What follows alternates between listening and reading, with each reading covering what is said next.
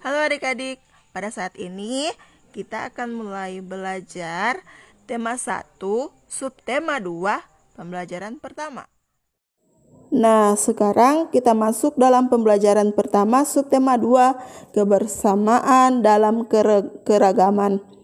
Pembelajaran yang pertama, kita belajar bahasa Indonesia, IPA dan IPS. Bahasa Indonesia dengan KD 3.1 4.1, IPA kita belajar KD 3.6 4.6 dan IPS KD 3.2 dan 4.2. Nah, pada saat ini kita akan belajar bahasa Indonesia tentang gagasan pokok dan gagasan pendukung dalam bentuk diagram. Masih ingatkah kalian tentang gagasan pokok dan gagasan pendukung dalam suatu bacaan?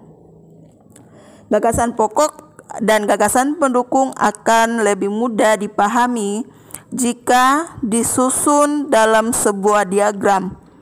Berikut cara menentukan gagasan pokok dan gagasan pendukung dalam bentuk diagram.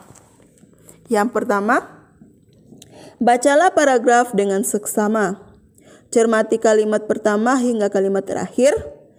Yang ketiga, tentukan gagasan pokok dan gagasan pendukung paragraf.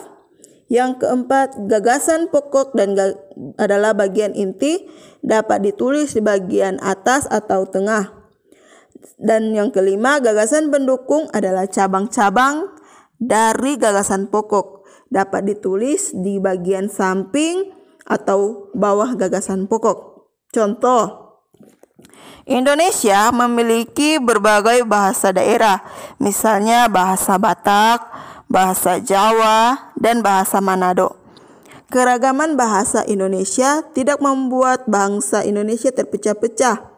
Bangsa Indonesia tetap menjaga persatuan dan kesatuan. Bangsa Indonesia dipersatukan oleh bahasa persatuan, yaitu bahasa Indonesia.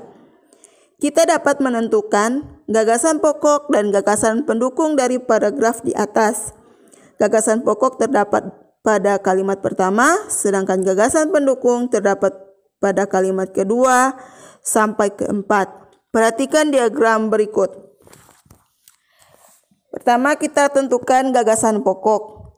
Indonesia memiliki berbagai bahasa daerah, sedangkan gagasan pendukungnya yaitu bangsa Indonesia tetap menjaga persatuan dan kesatuan.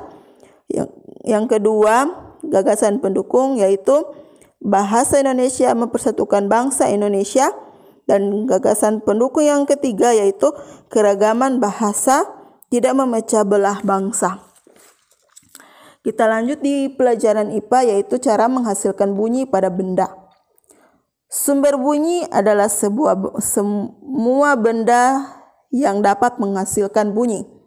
Bunyi dihasilkan oleh benda yang bergetar. Contoh sumber bunyi antara lain alat musik. Kita wajib bersyukur kepada Tuhan Yang Maha Esa karena telah menciptakan bentuk tubuh yang sempurna.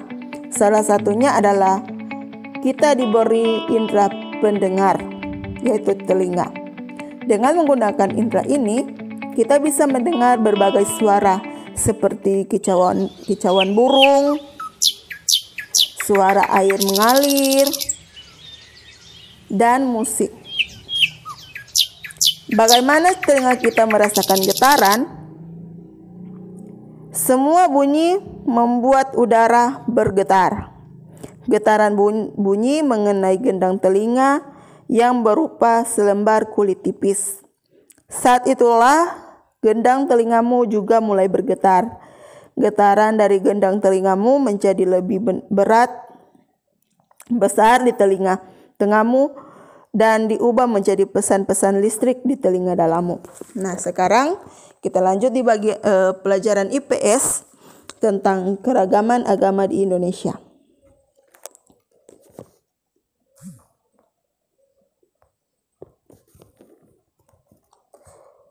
Kamu sudah mengetahui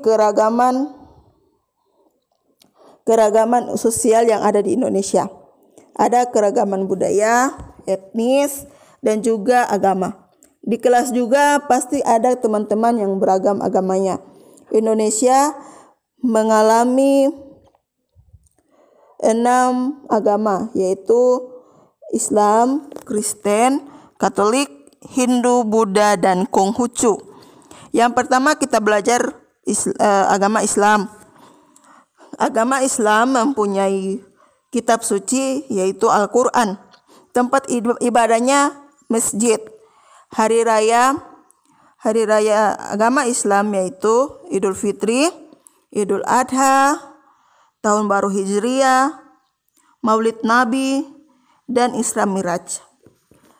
Agama Kristen mempunyai kitab suci adalah Alkitab. Tempat ibadahnya gereja.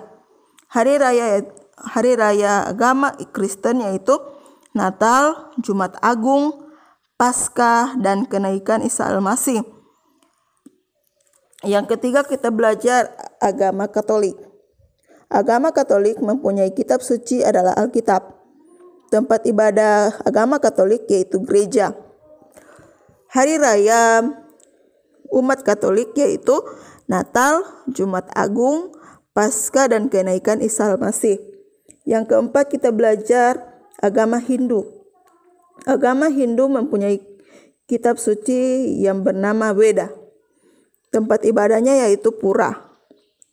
Hari raya agama Hindu yaitu Hari Raya Nyepi, Hari Raya Saraswati, dan Hari Raya Pagarwesi. Yang kelima kita belajar agama Buddha. Agama Buddha mempunyai kitab suci yang bernama Tripitaka. Tempat ibadahnya wihara. Hari rayanya yaitu Waisak, Asda, dan Kahitna. Yang keenam kita belajar agama Konghucu. Agama Konghucu mempunyai kitab suci yang bernama Sisu Wujing. Tempat ibadah mereka yaitu Kelenteng. Dan hari raya agama Konghucu yaitu Tahun Baru Imlek dan Cap Gomeh.